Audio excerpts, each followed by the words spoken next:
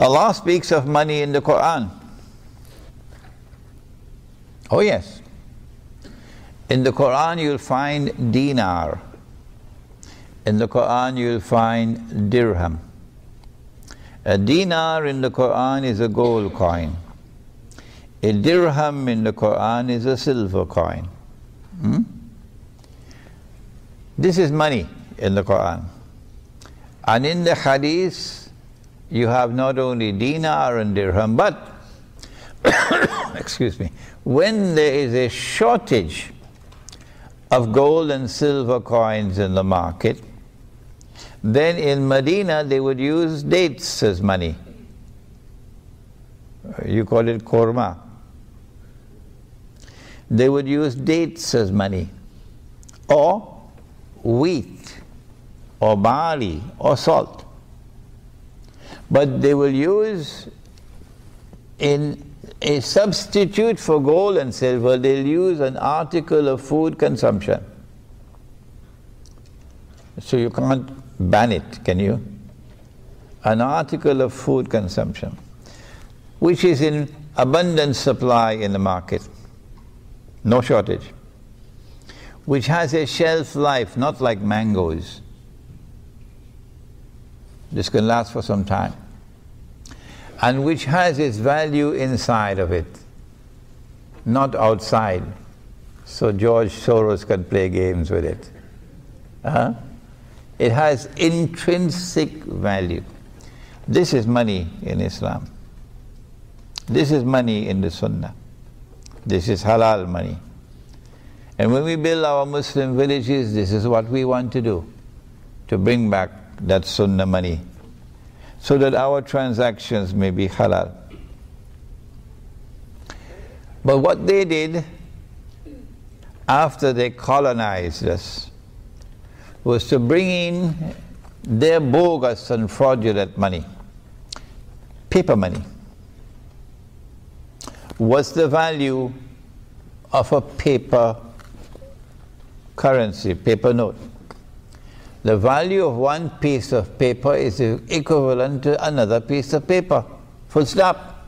You don't need a PhD in mathematics for that. Then how can you tell me that this piece of paper has the value of roti canai? I can't understand that. And that other piece of paper, you just change the color and put a number, and that piece of paper has the value of a BMW. Do I look like someone with the brains of a donkey? You just have to change the color and change the number on it, and you can change the value of the piece of paper. Are you a magician? And if anyone wants to challenge me, do please remember, I have studied international monetary economics. I've done it at 2 universities, so I do have some knowledge of what I'm talking about. That's where your paper money is today.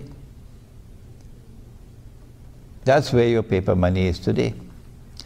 And if you would go to the internet and look up for my lectures on the gold dinar and silver. Oh, and there's also a booklet outside on the subject, the gold dinar and silver dirham, Islam and the future of money. And we do have some dinar and dirham outside? Yeah, we do. We have some dinar and dirham outside. So you could take it up and feel it. Your grandfathers used to feel it. And now you don't ever touch a dinar and dirham. We have some outside.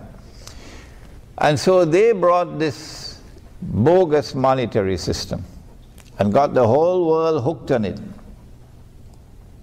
So they're printing paper and we're printing paper. Everybody printing paper. But there's a difference. I was addressing a conference in Brunei with Islamic scholars from different parts of the world. And I made a joke and nobody laughed.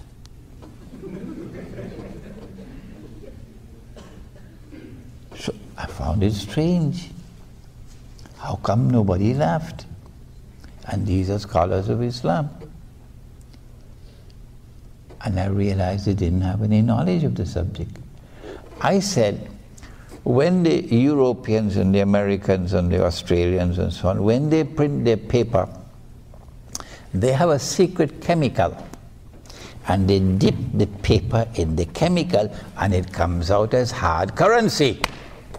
And we don't have this secret chemical. So ours is not hard currency. Nobody laughed. Perhaps they actually believed that there was this secret chemical. And these are scholars of Islam. You make a joke and nobody laughs. Yes, this is the bitter reality. That you could print a US dollar and take it anywhere in the world and you can buy whatever you want. Yeah. So long as the donkeys accept the paper, you can buy all the oil of Saudi Arabia free of charge. All that you need is paper and ink and a printing press. This is where the Ummah of Muhammad alayhi salatu wasalam is today. All that you need is paper and ink and a printing press. Because the scholars of Islam do not understand monetary economics. Because the institutions of learning don't teach the subject. And yet they give fatwa. And yet they give fatwa, defending it. When we print our paper, and you take a basket full of Bangladeshi taka to Midtown Manhattan, you can't even buy a cup of coffee. Nobody wants it.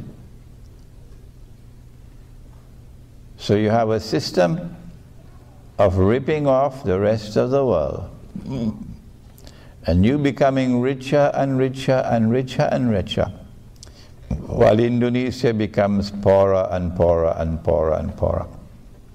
A financial system. There is a den of thieves